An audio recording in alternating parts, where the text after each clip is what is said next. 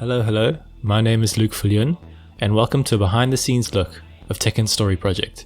I want to respect your time, so timestamps will be provided in the comments section below. Feel free to use them. I want to look at 3 basic questions that went into creating the first TEKKEN Story Project, as well as the videos coming after it. The first question being why was TEKKEN Story Project made, what inspired the project, and answering some comments and questions along the way. The second being how, which covers the creative process in terms of illustration, music, editing, and voiceover narration.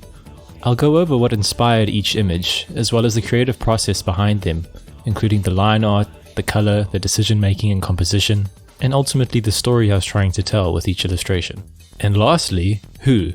In this section I want to cover which characters are in development for the TEKKEN Story Project pipeline, as well as why they were chosen. So please stick around to see which characters will be coming in the future, as well as learning a thing or two about the people working on TEKKEN Story Project. Before I continue, I just want you to know that more TEKKEN Story projects are on the way, and are currently in the works. This is just a fun little something I can do between the TEKKEN Story projects for the people curious as to what goes into making them. And a quick word of warning, I am a big nerd, so expect some TEKKEN lore ranting on the way.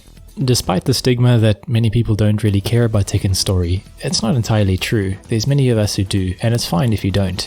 Big Smoke has my back. I think I speak for a lot of us when I say that we miss the old school TEKKEN Story modes. TEKKEN Story Project is essentially an homage to the storytelling style and narrative seen in TEKKEN 4 and 5, and the mood that created in the games. I wanted to recreate that for the current generation of fighters, especially the new fighters seen in TEKKEN 7, and give context as to why they're in the King of Iron Fist Tournament 7. It is by no means bashing on the writing of TEKKEN 7 or the story in there. It's a great game and I still had fun with it. Katsuhiro Harada and his team did a great job with the game. I just don't want this to come across as confrontational or calling anyone out in any manner.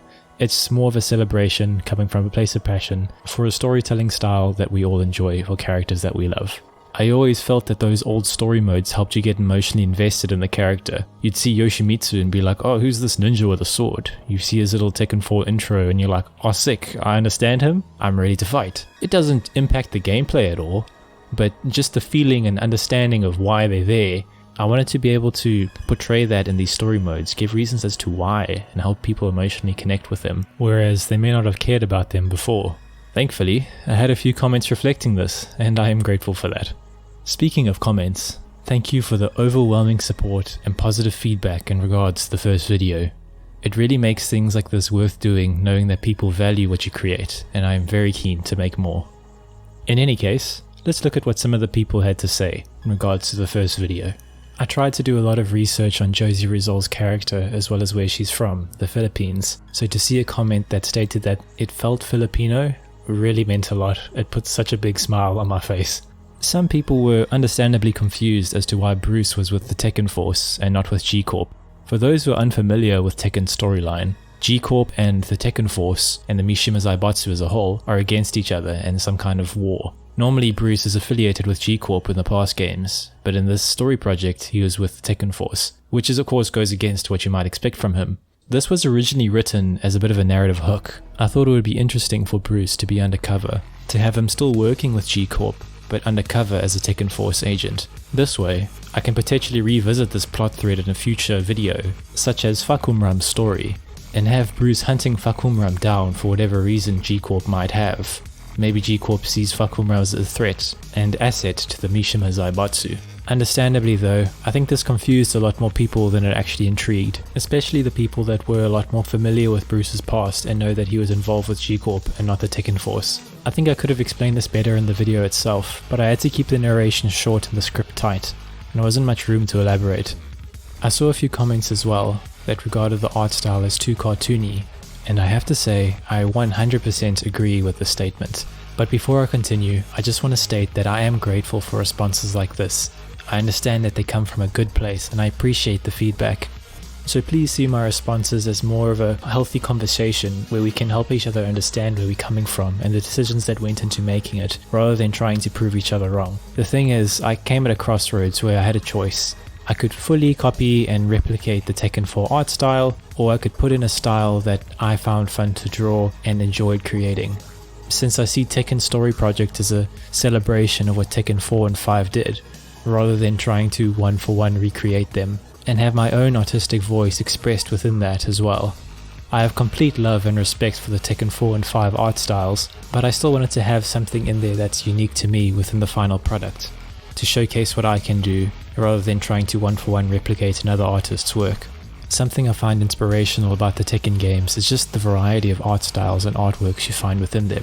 Tekken 4 had this hazy, scratchy, abstract yet beautiful flowing lines and pencil work, creating kind of a grim but very pleasing image to look at. Tekken 5 was much smoother, the shading was more crisp, but it still served the story very well. And then when you get to Tekken Tag 2 and Tekken 7, you get all these renders and artworks from a variety of different artists that you can choose from, showcasing that Tekken can be celebrated in any art style. Ultimately, I went with choosing myself. I wanted the video to feel like Tekken 4, but still pay homage to what 4 and 5 did together as a whole, as well as put a bit of myself in the final product. Next up, I'll show you a quick preview of how I made the first Tekken Story Project and the images behind them. For the first image, I wanted to take what was already established about her character and build onto it. We knew that she was a model, we knew that she cried, and we knew that she was trained in martial arts, kickboxing and eskrima.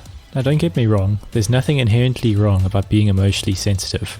I just think that breaking down in the middle of a fight would be a strong disadvantage to her, and it's something that she would want to overcome naturally. And I wanted to convey that despite her best efforts, her martial arts training and modeling career wasn't increasing her emotional stability or maturity as well as she thought it would.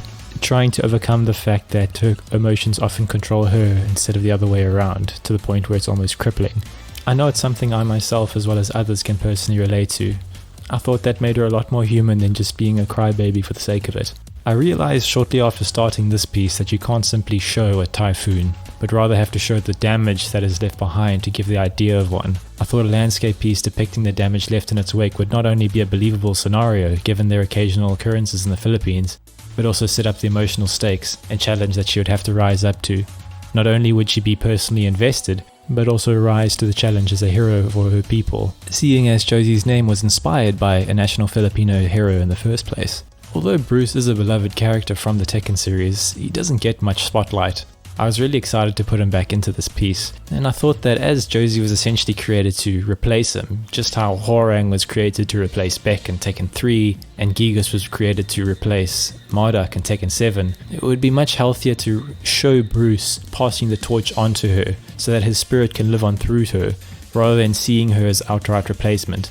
It makes a lot of sense because she has a lot of his key moves, and there needs to be some kind of story reason as to why she has them, rather than her just magically having them without ever meeting him in the first place. That was the ultimate goal of this piece, to show that Bruce believes in Josie, at least he lives on in some capacity, instead of being outright replaced. And for the fourth panel, I really wanted to showcase a side of Josie we've never really seen before. Although she's often displayed as cute and innocent, learning martial arts takes a lot of discipline, and you're essentially turning your body into a weapon. Although she might not look like she's capable of doing much damage in the games, in reality she could probably kill you. I also wanted Bruce walking away in the background to signify that he's taught her everything he can within that month. She's learnt the key moves she can from him, and he's ultimately proud of the fighter that Josie's become and will still grow into. There's no way you can learn all of Muay Thai in a month. But if Tekken 4 can showcase that martial law can beat himself back into top physical form within a month, then maybe, just maybe, it's possible for Josie to learn Bruce's key moves, at least the ones she inherits from him, in that month. The best place you'll find the canon stories for these characters would be on Wikipedia. And even then, the people who write those articles have to go diving on Tekken's Twitter feed to find out the bios for these characters. I wanted Tekken Story Project to feel like something you could find in the games, rather than having to scroll through the Twitter backlog to find something about them. It's important to note though that Tekken Story Project is by no means canon. I want to try find first what is canon and then merge some stuff of my own as well as fan theory to create some kind of compelling reason for the fighter to be involved in the tournament, and get to know them a bit more in the process. During the editing phase, it was also important that I match the fade in and fade out times, as well as match the level of distortion in the narrator's voiceover, to ensure that it feels like Tekken 4. I tried to keep the script short and tight to make sure it still hits that 1.5 minute mark that most of the Tekken 4 stories do. Tekken 4's music and its narrator are both iconic, and were essential in trying to capture the feel of that game. I'll talk a bit now about who's the people who are working on this project. I create the illustrations and write the stories, did the editing and put the project together. And as you already know, my name is Viljoen. I'm a 3D and 2D animator, storyboarder and digital artist. I've worked on several animated shorts, series and feature films, providing animation, storyboarding or both. You can find some of my other work as well as continuous Tekken Story Project updates on my Twitter and Instagram pages. I'll still be posting all the finished Tekken Story Project work here on my YouTube channel. I reached out to a really talented voice actor, Gianni Matrigano, and he was more than happy to jump on board with the project. He was really friendly and easy to work with. He showed me a thing or two of how he changed his voice and altered the distortion to match that of Tekken 4's announcer, so that I could try and narrate future videos myself. As much as I'd like to have a professional voice actor or guest narrator for every video, my budget unfortunately doesn't exactly allow that. As of writing this, I don't get anything from YouTube. Doing this for the sake of it because I enjoy it and sharing it with people who I hope would enjoy it too. But in the future, if this becomes more sustainable, I would love to work on this full time. Due to COVID, I was laid off and without work for a while. I thought this would be a fun thing to do in the meantime while I search for more work and build a platform for myself so that I could reach out to others and possibly do some commissions, build up a YouTube channel so that I can reach out to people with similar interests and provide something I think we can all enjoy. This is by no means asking for pity or for money. I just want to make these as good as possible with the resources available to me, and I hope that you can understand that and enjoy what I have to create. Just liking and sharing is more than enough, and if you want to help financially, there's platforms to do so, but it's really no pressure at all, and I'm grateful for any kind of support you can provide. But enough of the mushy stuff, let's talk about some characters.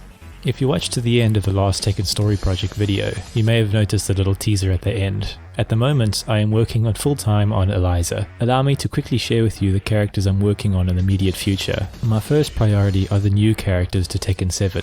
So think characters like Josie, Gigas, Katarina, Eliza, characters that didn't appear in Tekken games before. After that would be characters that are technically new to Tekken 7 but showed up some way before. Think Kunimitsu, Master Raven, things like that. I really want to get to the OG cast as well, but I think it's important to give context to these new people first, seeing as, despite Tekken 7 being out now for a while, a lot of us still don't know who they are. Like, seriously, who is Shaheen? Don't wiki it, but tell me who he is. But once those characters have been covered, the OG cast have a lot of exciting potential ahead of them. Armor King, Craig Marduk and King are just begging to have their stories continued. Despite wanting to make one of these for all of the characters, including the original cast, I am just one man and I think I need to focus down on characters that need the most story attention first, and that being the new cast. There was quite a lot of Mishima story stuff going on in the main game, so that leaves a bit of a narrative gap where I can focus on the new characters instead and give context to them. I wanted to give a quick thanks to all the people who shared and liked my stuff on Instagram, YouTube and Twitter. Whether you're a viewer or a content creator, liking and sharing really went a long way, and just having more people see my stuff really helps out the discoverability of the channel. You all know who you are, and from the bottom of my heart, thank you so much. People like Please Buff Gigas, who focuses on legacy content and mods, Ultra Boy, who focuses on fan stories and mods as well, and Ultra Instinct Josie, who covers all things Josie. I reached out to Frame Whisper as well as to what he'd like to see in Eliza's story. He was really cool and gave me a few pointers to look into. I'm sure you guys know who he is, but if you don't, he makes great Tekken content that focuses on his feelings and thoughts about the game. It's very chill and very relaxed, and I highly recommend you check him out too. And to Hoodie Ninja as well, who fought with me till 3 in the morning to get this background footage you guys have been watching. So thank you again guys, it really means a lot. If you have the time, please give them a look. I'll leave links in the description to where you can find them. And I think that pretty much wraps it up. Thanks for sticking around till the end. This was fun to make, so if it's something you'd like to see more of as well, please let me know. Please stick around for more Tekken content on the way, and I'll see you next time with Tekken Story Project 2 Eliza. Have a good day everyone.